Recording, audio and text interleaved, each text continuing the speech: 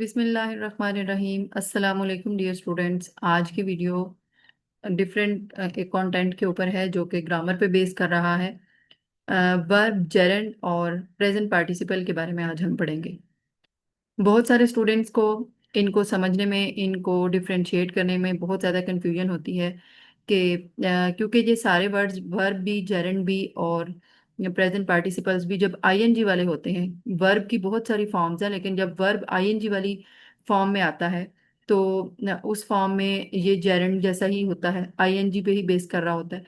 तो हमने इनको डिफरेंशिएट कैसे करना है कि कौन सा आईएनजी वाला वर्ड वर्ब है, जेरेंड है, या वो प्रेजेंट पार्टिसिपल है। तो आज मैं आपको बहुत इजी और बहुत ही सिंपल मेथड के साथ इनको समझाऊंगी। आपने वीडियो एंड तक देखनी है और फिर एंड पे आपको अगर कोई भी कंफ्यूजन हो तो आप कमेंट्स में आके मुझसे पूछ सकते हैं। जी, सबसे पहले हम स्टार्ट करते हैं वर्ब से। आपको पता है वर्ब जो है वो एक एक्शन वर्ड होता है, ऐसा वर्ड जिसमें एक्शन पाया जाता है, जिसमें कोई ना कोई एक्टिविटी होती है, कोई मूवमेंट, कोई एक्शन। जिसके वर्ड के मीनिंग में पाया जाएगा वो वर्ब होगा। तो जैसे इसकी एग्जांपल्स क्या हैं? He is sleeping, they were playing, I am watching TV. बहुत इजी एग्जांपल्स हैं। आप देखें, स्लीपिंग, प्लेइंग और वाचिंग तीनों वर्ड जो हैं वो आईएनजी वाले वर्ड हैं। और ये क्या काम कर रहे हैं? स्लीपिंग में भी एक एक्शन पाया जा रहा है, स्लीपिंग सोना, प्लेइंग खेलना और वाचिंग देखना। तीनों जो है वो इनमें कोई ना कोई एक्शन है, कोई ना कोई मूवमेंट है, कोई ना कोई इनमें एक्टिविटी पाई जा रही है। तो इट्स मीन कि ये वर्ब का काम कर रहे हैं। सबसे पहले तो आप आईएनजी वाले वर्ड के मीनिंग को समझें कि सेंटेंस में उसका काम क्या है। जब तक आप किसी वर्ब के, किसी भी वर्ड के काम को नहीं समझेंगे, सेंटेंस में हर वर्ड का एक अपना काम, अपना फंक्शन होता है।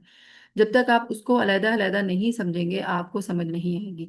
और दूसरी बात यह है कि जब भी मेन वर्ब यूज होता है, यानी वर्ब यूज हो रहा है, तो उससे पहले आपको हेल्पिंग वर्ब जरूर मिलेगा। जैसे कि यहाँ पर इज यूज हुआ है, यहाँ पर मेन वर्ब से पहले आपको वर यूज हुआ मिल रहा है, और यहाँ पर मेन वर्ब से पहले आपको एम यूज हुआ मिल रहा है। तो ये तीनों इज, वर और एम यहाँ पर हेल्पिंग वर्ब का काम कर रहे हैं। आपको पता है टेंसेस में बहुत सारे हेल्पिंग वर्ब हम यूज करते हैं। जैसे डू, डज है, इज, एम, आर है, वाज, वर है, हैज, हैव, हैड है, विल, शेल। इस तरह ये तमाम जो हेल्पिंग वर्ब जब किसी भी आईएनजी वाले वर्ड से पहले आ रहे होते हैं तो वो वर्ब का काम कर रहा है। और दूसरा, आप उसके सेंटेंस में उसकी सेंस को, उसके काम को समझे कि क्या यहाँ पर कोई एक्शन पाया जा रहा है। यही वर्ड जो है स्लीपिंग, ये किसी और वे में जब जाएगा, किसी और तरह सेंटेंस में, आगे हम जेरंड की एग्जांपल्स पढ़ेंगे। जैसे हम कहते हैं sleeping is a good habit या playing is a good habit. तो यहाँ पर जो है प्लेइंग का कोई एक्शन नहीं होगा, कोई स्लीपिंग का कोई एक्शन नहीं होगा इन वर्ड्स में, तो इन सेंटेंसेस में। तो फिर वो वर्ब का काम नहीं कर रहे होंगे। नेक्स्ट एग्जांपल्स हम देख लेते हैं। नेक्स्ट एग्जांपल्स में जो है वो हम बात करेंगे जेरंड की। नेक्स्ट जो हमारे पास कॉन्सेप्ट है वो है जेरंड। तो जेरंड में देखें, हमारे पास जो है,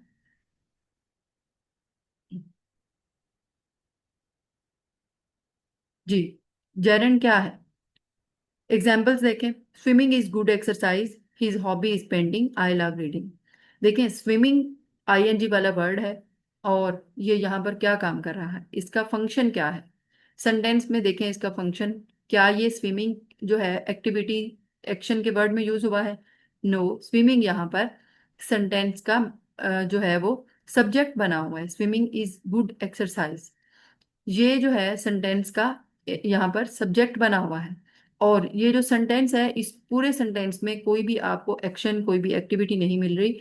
ये सेंटेंस जो है ये एक डेक्लरेटिव सेंटेंस है, यानी बयानिया जुमला जिसे हम उर्दू में कहते हैं, कि इसमें बात बयान हो रही है, इसमें एक्टिविटी नहीं आ रही। Swimming is good exercise. तो स्विमिंग आईएनजी वाला वर्ड होते हुए भी यहाँ पर जेरंड है, क्योंकि ये यहाँ पर सब्जेक्ट बना हुआ है, और सब्जेक्ट वो वर्ड बनते हैं जो नाउन या प्रोनाउन होते हैं।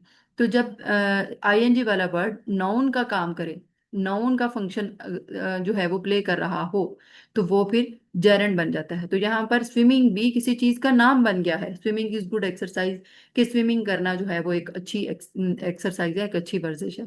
तो यहाँ पर ये नाउन का काम कर रहा है। और दूसरी आप इसको समझे इस तरह कि अगर आपको नाउन की सही समझ नहीं आ रही कि ये कैसे नाउन है, तो फिर आप ये समझे क्या ये वर्ब है, क्या इसमें कोई एक्शन पाया जा रहा है इस सेंटेंस में? नहीं, इसमें कोई एक्शन नहीं है।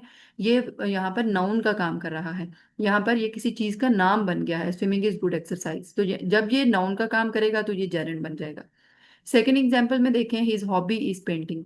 यहाँ पर देखें उसका इस सेंटेंस का मीनिंग क्या है कि हिज हॉबी इज पेंटिंग, उसका जो मशगला है, उसका जो हॉबी है वो पेंटिंग है।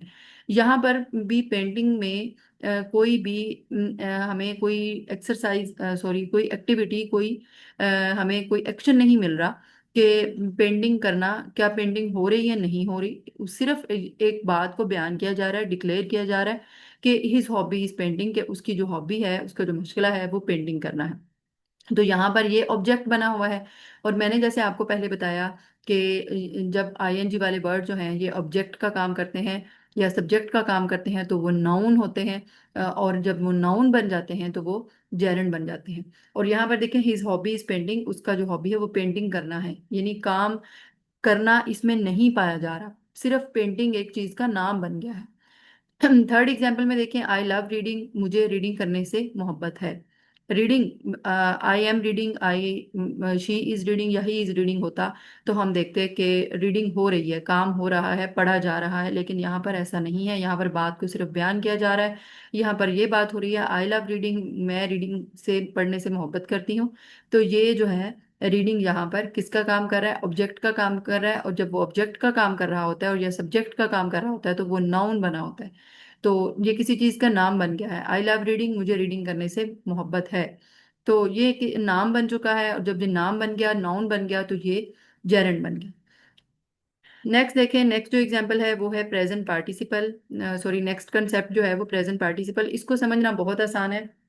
प्रेजेंट पार्टिसिपल भी ऐसे वर्ड्स होते हैं जो कि आईएनजी वाले वर्ड्स होते हैं, और वो भी जो हैं आईएनजी वाले वर्ड होते हैं, लेकिन वो दूसरों से जेरेंड और वर्ब से कैसे डिफरेंट होते हैं ये हमने देखना है। इसकी एग्जांपल देखें, आई सा अ बर्निंग हाउस, मैंने एक जलता हुआ घर देखा। देखिए, प्रेजेंट पार्टिसिपल तब बनता है जब उसमें आईएनजी वाले वर्ड के साथ आपको एक नाउन मिल रहा हो। बर्निंग हाउस, यहाँ पर हाउस जो है वो नाउन है। हाउस आपको पता है एक नाउन है, और बर्निंग जलता हुआ, आई सा अ बर्निंग हाउस, मैंने एक जलता हुआ घर देखा। तो ये जो बर्निंग वर्ड है, इसने इस नाउन को क्वालिफाई किया है, इसने इसकी क्वालिटी बताई है, इसकी हमें कंडीशन बताई है, इसके बारे में बताया है, इसको डिफाइन किया है। तो जब एक आईएनजी वाला वर्ड जो है वो इसको किसी नाउन को डिफाइन करता है, किसी नाउन की क्वालिटी बताता है हमें, या उसकी उसके बारे में कुछ भी बताता है, तो वो एडजेक्टिव बन जाता है। और जब वो नाउन को क्वालिफाई करके एडजेक्टिव बनता है तो वो फिर प्रेजेंट पार्टिसिपल बन जाता है। तो ये यहाँ पर क्या है, बर्निंग जो है प्रेजेंट पार्टिसिपल बन गया। ऑन द होल आप ये देखें कि जब इसके साथ एक नाउन होगा तो फिर हमें पता चल जाएगा कि ये प्रेजेंट पार्टिसिपल है। नेक्स्ट एग्जांपल देखें, look at the flying bird. यहाँ पर देखें, बर्ड जो है वो क्या है? नाउन है। फ्लाइंग, उड़ते हुए, उड़ता हुआ, ठीक है। तो यहाँ पर आईएनजी वाला वर्ड जो है वो फ्लाइंग है, फ्लाइंग, उड़ता हुआ परिंदा। अब फ्लाइंग ने बर्ड को क्वालिफाई किया, उसका हमें मीनिंग बताया कि बर्ड की उस वक्त क्या कैफियत है, उसकी क्या सिचुएशन है, किस कंडीशन में वो है, तो उसने हमें, फ्लाइंग ने बताया है। तो फ्लाइंग जो है यहाँ पर वो एडजेक्टिव का काम कर रहा है, क्योंकि वो एक नाउन को क्वालिफाई कर रहा है। तो जब वो नाउन को क्वालिफाई करेगा तो वो प्रेजेंट पार्टिसिपल बन जाएगा। नेक्स्ट एग्जाम्पल देखिए, Sarah was deeply hurt by stinging remarks by her teacher about her presentation. Sarah जो है वो डीपली हर्ट हुई, बहुत ज्यादा हर्ट हुई, बाय स्टिंगिंग रिमार्क्स, यानी कि बहुत ज्यादा। स्टिंगिंग रिमार्क्स का मतलब होता है बहुत ज्यादा, यानी शोला बयानी वाले बयान देना। शोला बयानी करना, यानी बहुत तेज रिमार्क्स देना, बहुत वसीले रिमार्क्स देना। तो रिमार्क्स क्या है? बयान। यहाँ पर स्टिंगिंग यानी बहुत भड़कते हुए, बहुत गुस्से वाले, रिमार्क्स बयान। अब तो रिमार्क्स देखें, यहाँ पर क्या है? रिमार्क्स यहाँ पर बयान एक नाउन है। तो स्टिंगिंग जो है उसने इस रिमार्क्स को क्वालिफाई किया है, इसने इसको डिफाइन किया है, इसके बारे में बताया है कि कैसे रिमार्क्स हैं। ये गुड रिमार्क्स भी हो सकता था, अगर गुड होता फिर भी ये एडजेक्टिव का काम कर रहा होता। तो जो वर्ड हमें नाउन के बारे में बता रहा है, उसकी क्वालिटी, उसकी डेफिनेशन, उसकी डिफाइन हमें बता रहा है, उसके अबाउट हमें बता रहा है, वो एडजेक्टिव का काम करता है। और जब आईएनजी वाला वर्ड एडजेक्टिव का काम करता है तो वो फिर क्या बन जाता है, प्रेजेंट पार्टिसिपल। तो स्टूडेंट्स, मेरा ख्याल है आपको इन तीनों कंसेप्ट्स की बहुत इजीली समझ आ गई होगी।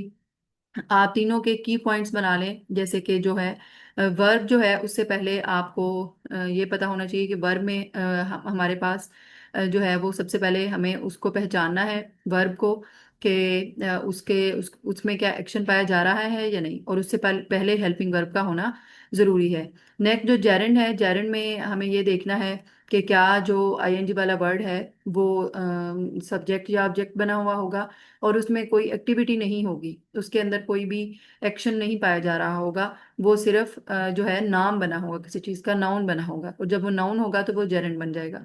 और नेक्स्ट जो थर्ड एग्जाम्पल है वो वैसे ही दूसरों से डिफरेंट है, उसको समझना बहुत आसान है कि उसके वो एक नाउन को क्वालिफाई कर रहा होगा, जैसे बर्निंग हाउस है, फ्लाइंग बर्ड है और स्टिंगिंग रिमार्क्स।